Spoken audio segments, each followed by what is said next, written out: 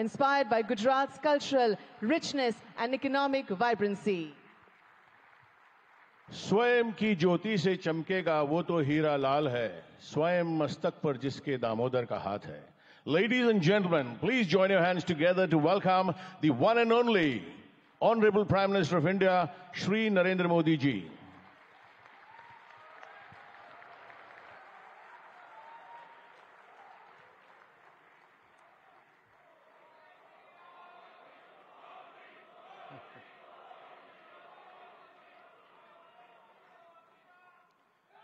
His Excellency Mr. Philip Nyusi, President of Mozambique, His Excellency Mr. Ramos Horat, President of Timor-Leste, His Excellency Mr. Petr Fiala, Prime Minister of Czech Republic, Gujarat के governor Acharya Devvrat जी, यहां के लोकप्रिय मुख्यमंत्री भूपेंद्र भाई पटेल, देश विदेश से आए हुए सभी विशेष अतिथि, अन्य महानुभाव, देवी और सज्जनों, आप सभी को 2024 की अनेक अनेक शुभकामनाएं.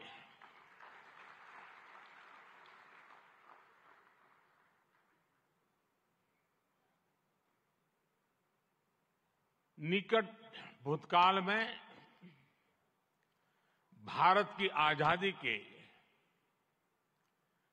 75 साल पूरे हुए और अब भारत अगले 25 वर्षों के लक्ष्य पर काम कर रहा है. जब भारत अपनी आजादी के 100 वर्ष मनाएगा, तब तक हमने भारत को विकसित बनाने का लक्ष्य रखा है. और इसलिए ये 25 साल का कार्यकाल भारत का अमृतकाल है. ये नए सपने, नए संकल्प और नित्य नूतन सिद्धियों का कार्यकाल है.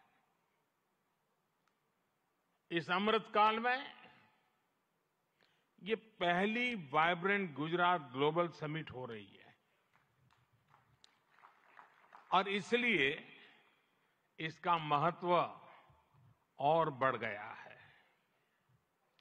इस समिट में आए 100 से ज्यादा देशों के प्रतिनिधि भारत की इस विकास यात्रा के अहम सहयोगी हैं. मैं आप सभी का स्वागत करता हूं, अभिनंदन करता हूं. फ्रेंड्स, यूएई के राष्ट्रपति मेरे brother his highness Sheikh Mohammed bin Zayed का इस आयोजन में शामिल होना हमारे लिए बहुत खुशी की बात है.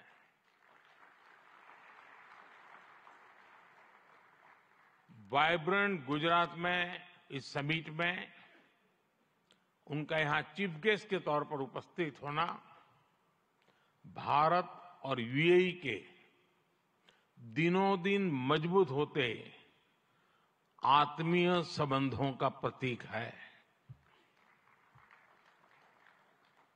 कुछ देर पहले हमने उनके विचार सुने.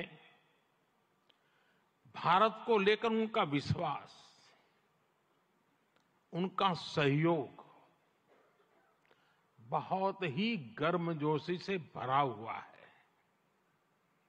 जैसा उन्होंने कहा, vibrant Gujarat summit economic development और इन्वेस्टमेंट से जुड़ी जानकारियों और अनुभव साझा करने का ग्लोबल प्लेटफॉर्म बन गई है। इस समिट में भी भारत और यूएई ने फूड पार्क्स के विकास के लिए, रिन्यूएबल एनर्जी के क्षेत्र में सहयोग बढ़ाने के लिए, इनोवेटिव हेल्थ केयर में निवेश के लिए कई महत्वपूर्ण समझौते किए हैं। भारत के पोर्ट इंफ्रास्ट्रक्चर में यूएई की कंपनियों द्वारा कई बिलियन डॉलर के नए निवेश पर सहमति बनी है। यूएई के सॉवरेन वेल्थ फंड द्वारा गिफ्ट सिटी में ऑपरेशन शुरू किए जाएंगे। ट्रांसवर्ल्ड कंपनी यहां एयरक्राफ्ट और शिप लीजिंग एक्टिविटीज भी शुरू करने जा रही है। भारत और यूएई ने जिस तरह अपने रिश्तों को एक नई ऊंचाई दी है, उसका बहुत बड़ा श्रेय मेरे brother his highness Sheikh Mohammed bin Zayed को जाता है। फ्रेंड्स, मोजाम्बिक के प्रेसिडेंट हिज एक्सेलेंसी न्यूसी से कल भी मेरी बहुत विस्तार से बात हुई है। उनके लिए तो गुजरात आना पुरानी यादों को ताजा करने जैसा है। प्रेसिडेंट न्यूसी आईआईएम अहमदाबाद के एल्यूमनाई है।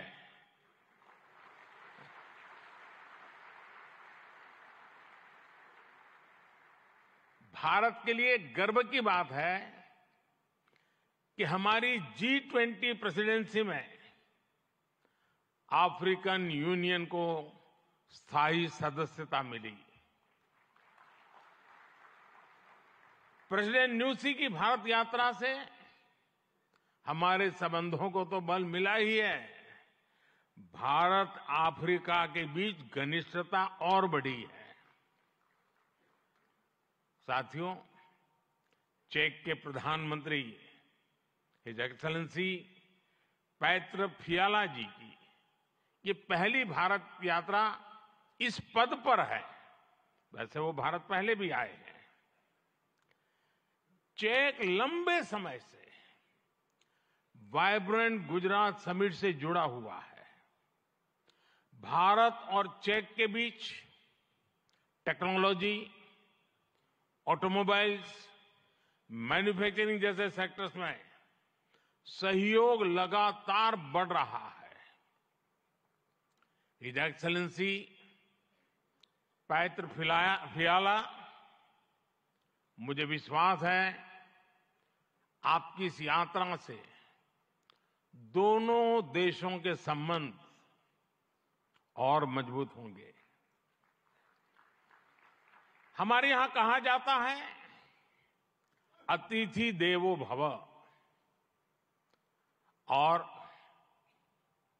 प्रधानमंत्री के रूप में आपकी तो ये पहली भारत विजिट है।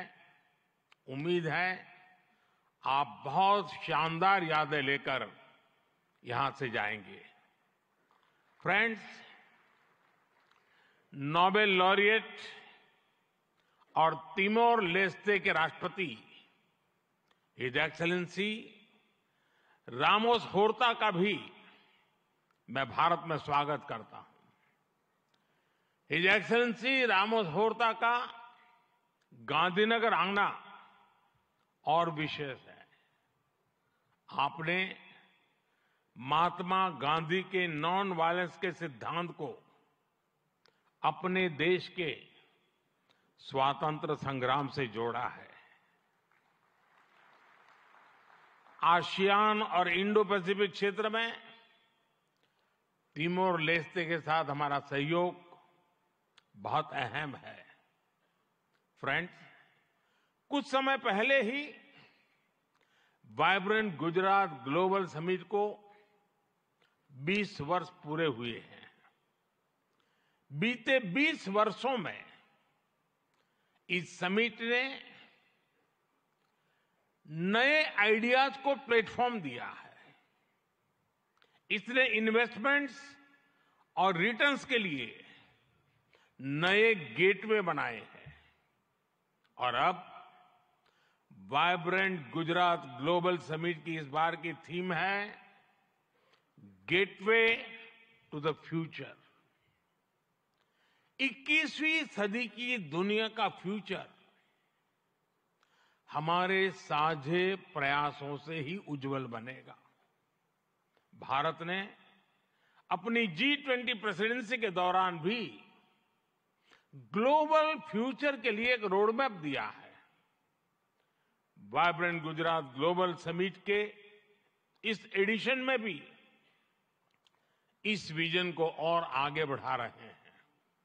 भारत I2U2 और दूसरे मल्टीलेटरल ऑर्गेनाइजेशन के साथ पार्टनरशिप को लगातार मजबूत कर रहा है। One world, one family, one future का सिद्धांत विश्व कल्याण की अनिवार्य आवश्यकता है। फ्रेंड्स, आज तेजी से बदलते हुए वर्ल्ड ऑर्डर में भारत विश्व मित्र की भूमिका में आगे बढ़ रहा है।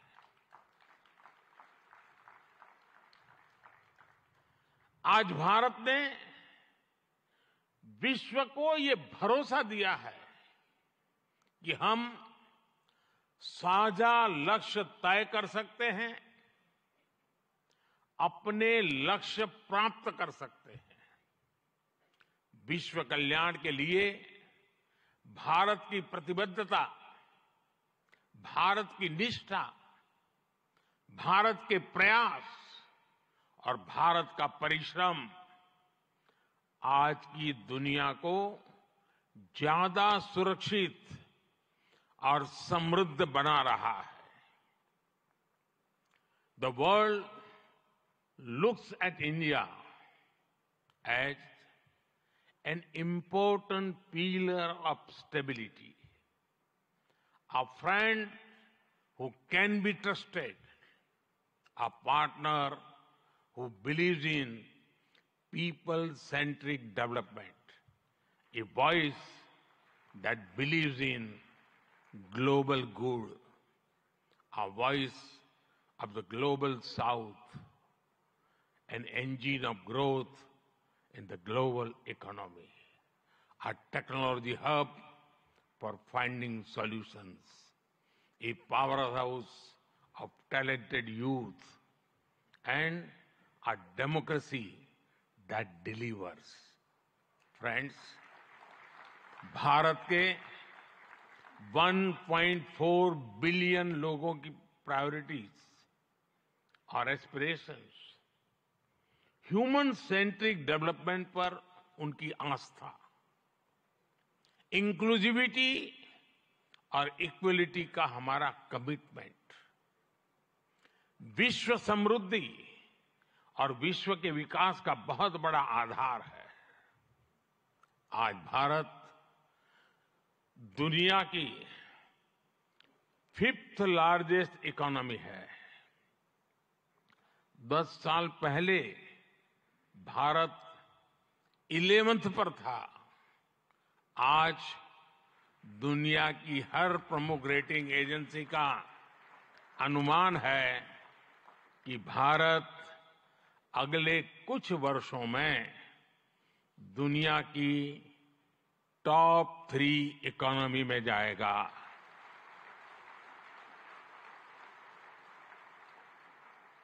दुनिया के लोग जो एनालिसिस करना है करते रहे, मेरी गारंटी है कि हो जाएगा।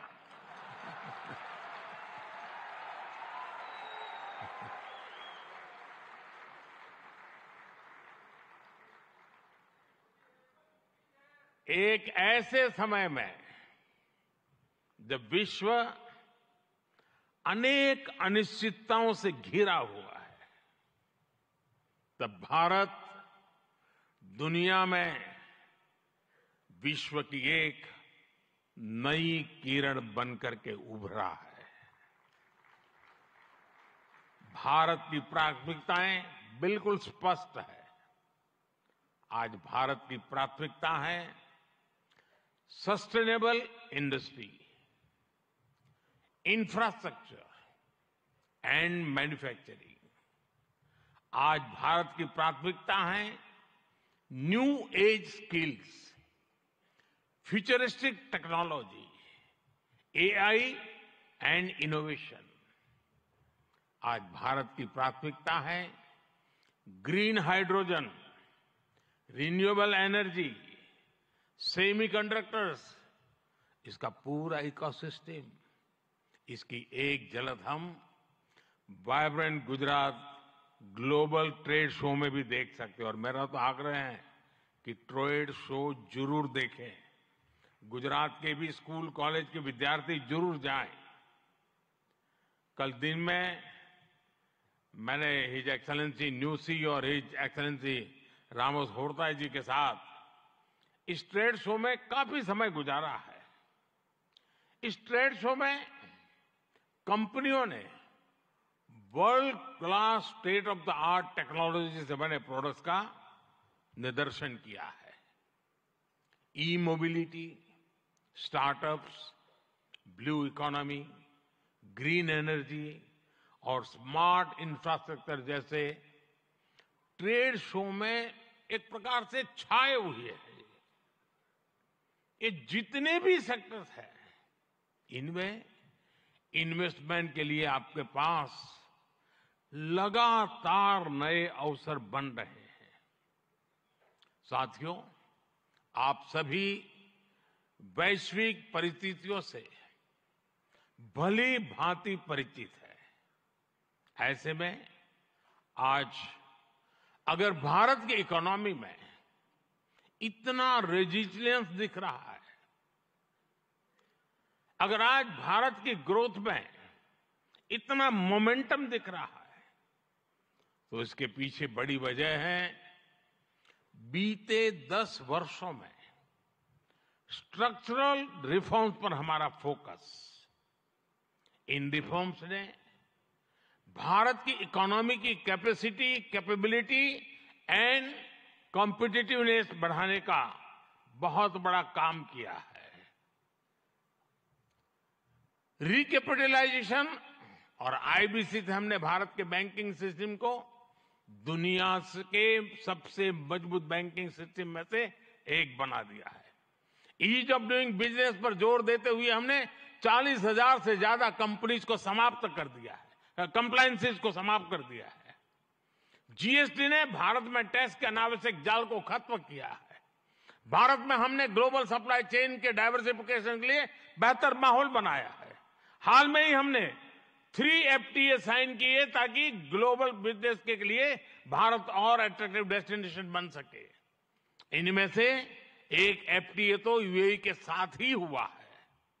हमने अनेक सेक्टर्स को ऑटोमेटिक रूट से FDI के लिए ओपन किया है। आज भारत इंफ्रास्ट्रक्चर पर रिकॉर्ड इन्वेस्ट कर रहा है। पिछले 10 वर्ष में भारत का कैपेक्स 5 गुना अधिक हो चुका है।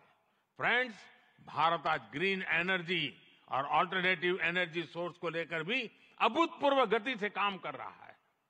भारत की रिन्यूएबल एनर्जी कैपेसिटी 3 गुना बढ़ी है और सोलर एनर्जी कैपेसिटी में 20 गुना वृद्धि हुई है। डिजिटल इंडिया मिशन ने भारत में लाइफ और बिजनेस दोनों को ट्रांसफॉर्म कर दिया है।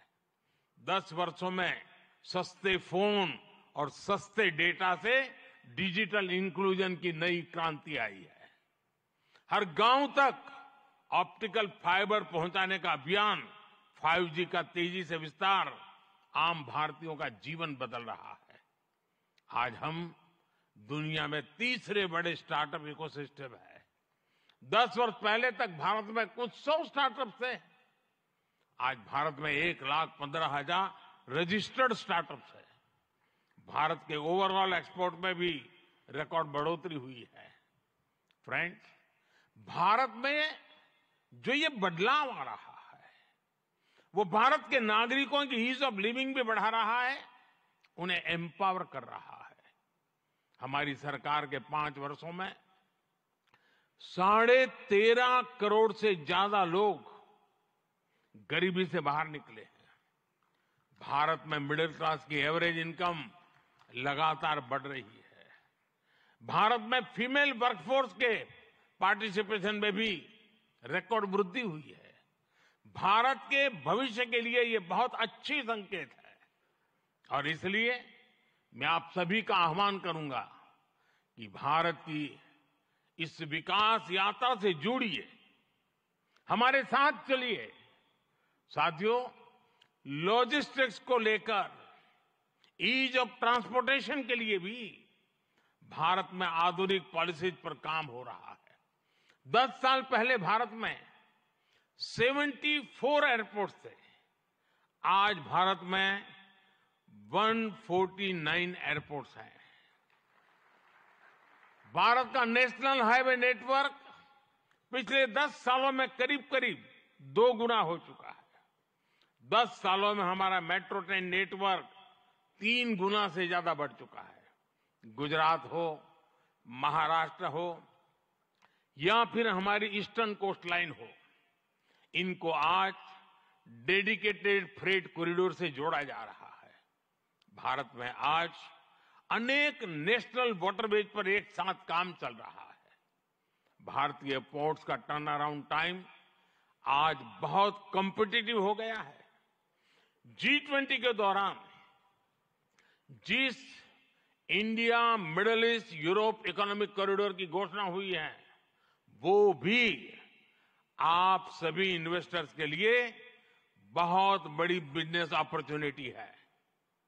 फ्रेंड्स, भारत के कोने कोने में आपके लिए नई संभावनाएं हैं। वाइब्रेंट गुजरात समिट इसके लिए भी एक गेटवे की तरह है, गेटवे टू द फ्यूचर। और आप भारत में सिर्फ इन्वेस्टमेंट ही नहीं कर रहे, बल्कि यंग क्रिएटर्स और कंज्यूमर्स की एक नई जनरेशन को भी शेप कर रहे हैं। भारत के एस्पिरेशन से भरी यंग जनरेशन के साथ आपकी पार्टनरशिप को वो रिजल्ट लाकर दिखा सकती है जिसकी आपने कभी कल्पना भी नहीं की होगी। और इसी विश्वास के साथ एक बार फिर आप सभी का वाइब्रेंट गुजरात समिट से जुड़ने के लिए मैं हृदय से बहुत बहुत आभार व्यक्त करता हूं और मैं आपको विश्वास दिलाता हूं कि आपके सपने ये मोदी का संकल्प है।